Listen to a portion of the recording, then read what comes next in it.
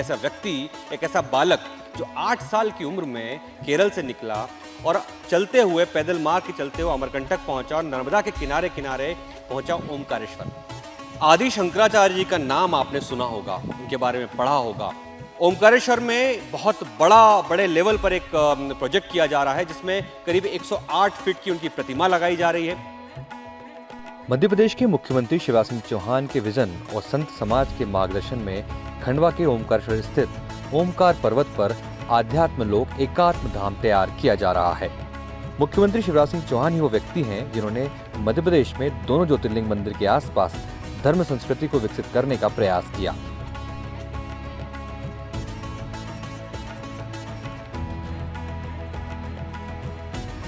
एक ऐसे व्यक्ति, एक ऐसे गुरु जिसने दुनिया भर में, देश भर में तमाम जगहों पर धर्म और संस्कृति की एक बड़ी मयार खड़ी करी है। आज जो कुछ भी हम धार्मिक रूप से देखते हैं, जो आचार्य संप्रदाय देखते हैं, जो गुरु संप्रदाय देखते हैं, जो ये व्यवस्था देखते हैं, सबके पीछे आचार्य गुरु शंकराचार्य रहे हैं। मेरे पीछे जो प्रतिमा है ये एक प्रोटोटाइप है। ये बनने के बाद जो 108 फीट की प्रतिमा तैयार होगी, बनने के बाद ठीक ऐसी ही दिखाई देगी आपको।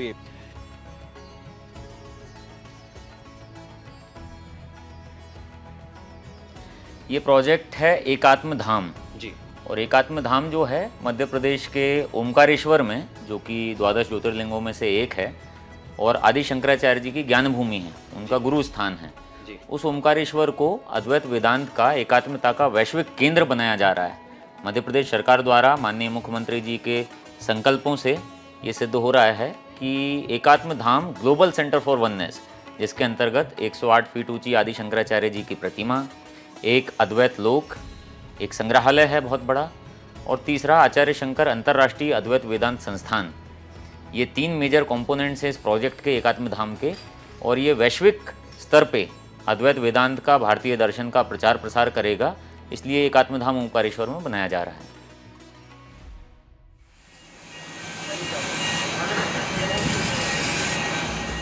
ये जो मेरे सामने जो ये हिस्सा देख रहे हैं आप, ये इनके चेस्ट से ऊपर का हिस्सा मूर्ति का तैयार किया जा रहा है। अगर हम आगे बढ़ के मैं आपको दिखाऊं, इसकी जब पीछे का जो हिस्सा है, जो आपको बड़ा सा पूरा स्टैचू दिख रहा है, बेसिकली ये वो जगह है जहां पर प्रतिमा को स्थापित किया जाएगा।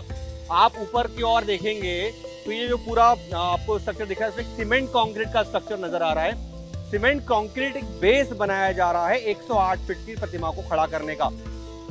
इस स्ट्रक्चर के ऊपर, मतलब सीमेंट कंक्रीट का जो बेस है, इसके ऊपर प्रतिमा खड़ी होगी, जो जिसका लगभग आधा हिस्सा, आधे से ज्यादा हिस्सा मैं कहूंगा कि तैयार हो चुका है। इसको लगातार अंतिम रूप दिया जा रहा है। इसमें जो यहाँ के इंजीनियर्स हैं, जो अधिकारी लोग हैं, उनका दावा है कम से कम 500 साल तक इस स्टैच्यू का संग्रहण किया जा सकता है, मतलब कोई बाल बाका नहीं होगा। इसके अलावा ये जो स्टैच्यू होगा, ये जिस हाइट पे होगा, ये कई दूर तक नजर आएगा।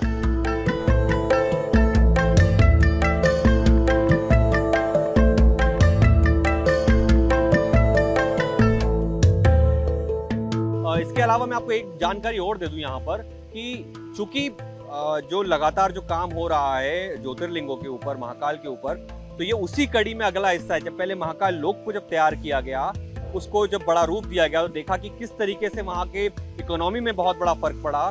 ठीक उसी तरह से ओमकारेश्वर में भी ये जो प्रोजेक्ट चल रहा है, ये निश्चित ही आगे चल के न सिर्फ ओमकारेश्वर बल्कि आसपास के कई लंबे क्षेत्र में लोगों को आर्थिक रूप से विकसित बनाने में, उनको रोजगार देने में मददगार साबित होगा।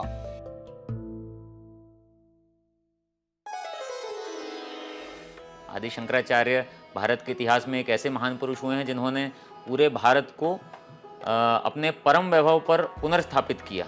वो सांस्कृतिक एकता के देवदूत हैं, वो सनातन धर्म के पुनरुद्धारक हैं। आज जो भारत हम देख रहे हैं वो आचार्य शंकर की देन है। भारत के 4 कोनों में 4 मठों की स्थापना, कुंभ मेले को रिवाइव करना, दशनामी परंपराओं को प्रारंभ करना, पंचदेव पूजा शुरू करना, इतने सारे स्तोत्र लिखना, भाष्य लिखना, प्रकरण ग्रंथ लिखना, इतने सारे योगदान हैं। केवल 32 वर्ष की आयु में आदि शंकराचार्य जी ने सनातन धर्म को और भारत का पुनरुद्धार किया, उसको पुनर्जागृत किया, पुनर्व्यवस्थित किया। और शंकराचार्य जी की ज्ञान भूमि ओमकारेश्वर है, जो केरल से चल के आचार्य शंकर अपने गुरु की खोज में ओमकारेश्वर तक पैदल आए, तो उसका एक बहुत बड़ा महत्व है, एक सिग्निफिकेंस है। इसलिए ओमकारेश्वर को चुना गया।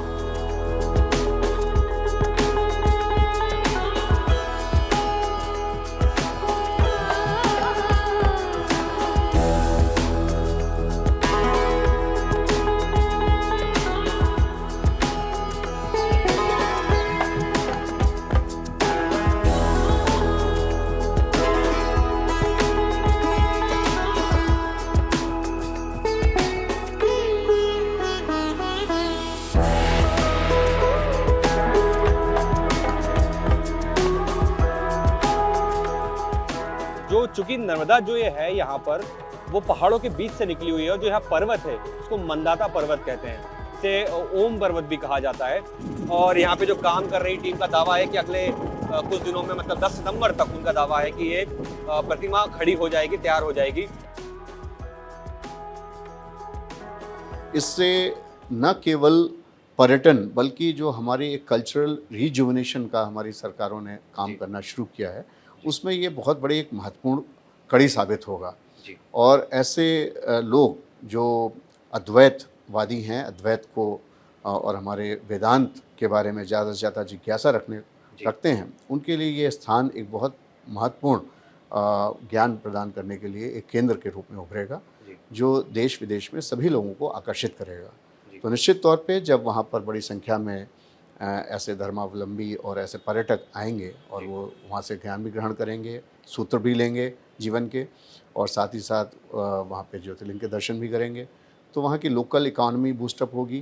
टूरिज़्म तो अपने आप ही ऑटोमेटिकली, रिलीजियस टूरिज़्म हमारे यहाँ वैसे ही बहुत ही बाय डिफ़ॉल्ट बड़ी संख्या में होता है। हमारे प्रदेश का जो यहाँ पर प्राचीन इतिहास अभी भी संरक्षित संवर्धित है, वो भी अवसर मिलेगा। जो हेरिटेज है यहाँ की, जो नेचर है यहाँ का, नेशनल पार्क्स हैं, वो सभी चीज़ें मिल करके कुल मिला करके मध्य प्रदेश एक बहुत बड़ा टूरिज़्म हब, न केवल डोमेस्टिक टूरिस्ट के लिए बल्कि विदेशी टूरिस्ट जो हमारे देश में आते हैं उनके लिए बहुत सारे आकर्षण वो यहाँ पर विकसित हो रहे हैं। आने वाले समय में पूरे देश दुनिया में मध्य प्रदेश काफ़ी ऊंचाइयों पर अपना नाम प्रकाशित करेगा।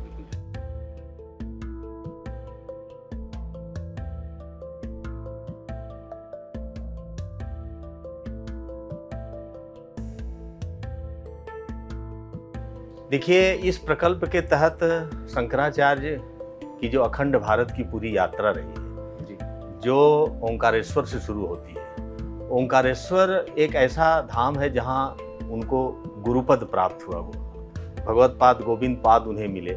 इसलिए मध्य प्रदेश को ये गौरव प्राप्त है कि मध्य प्रदेश ने ही एक ब्रह्मचारी को आदि शंकर बनाया। इसलिए ये इस मध्य प्रदेश का ये गौरव है। इसलिए मध्य प्रदेश का ये दायित्व है कि शंकराचार्य अखंड भारत की यात्रा में जहाँ जहाँ इनके चरण पड़े और जहाँ जहाँ इन्होंने सनातन धर्म और सनातन भारत के पुनरुद्धार का जहाँ जहाँ प्रयास किया है, उन सारे क्षेत्रों को अन्वेषित किया जा रहा है, गवेषित किया जा रहा है, और उसको चिन्हित करके वहाँ सार्वभौमिक एकात्मता के संदेश को, ये पूरे अखंड भारत को जोड़ा जा रहा है। और अखंड भारत के साथ ही साथ यह अखंड विश्व की भी संकल्पना इसमें निहित है।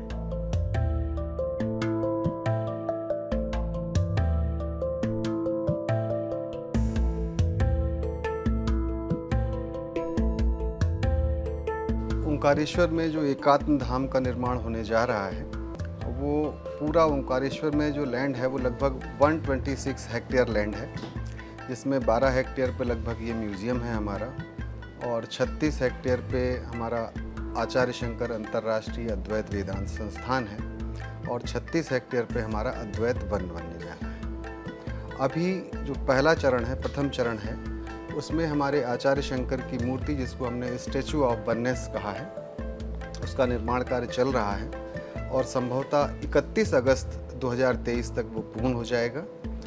और इसका स्टैचू का लोकार्पण, स्टैचू ऑफ वननेस का लोकार्पण सितंबर मास में 17 या 18 सितंबर को करने की हमारी तैयारी है।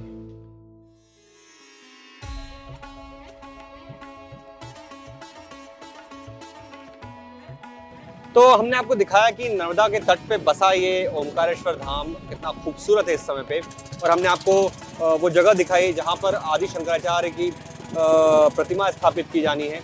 हमने आपको ये भी दिखाया कि किस तरीके से वहाँ पर तिनके तिनके की तरह जोड़कर प्रतिमा को रूप दिया जा रहा है। तकरीबन 108 फीट की प्रतिमा का जो रॉ मटेरियल तैयार किया गया है वो अस्य धातु से तैयार किया गया है, और वो लगभग अब 60% काम हो चुका है। प्रधानमंत्री नरेंद्र मोदी उसका उद्घाटन कर सकते हैं अनावरण का। तो उसके बाद यहाँ पर बहुत ही बड़ा प्रोजेक्ट तैयार किया जाए, इसमें कई सारी चीज़ें यहाँ बननी है, कई सारा इसको एक बहुत बड़े तीर्थ के रूप में बनाया जा रहा है। जिस तरीके से महाकाल लोक को दुनिया के सामने एक बहुत बड़े स्थान के रूप में बनाया गया, ठीक वैसा ही अब ओमकारेश्वर को तैयार किया जा रहा है। आज की रिपोर्ट में इतना ही। हम फिर आपको कुछ नई जानकारियों के साथ जुड़ेंगे आपके साथ में। नमस्कार।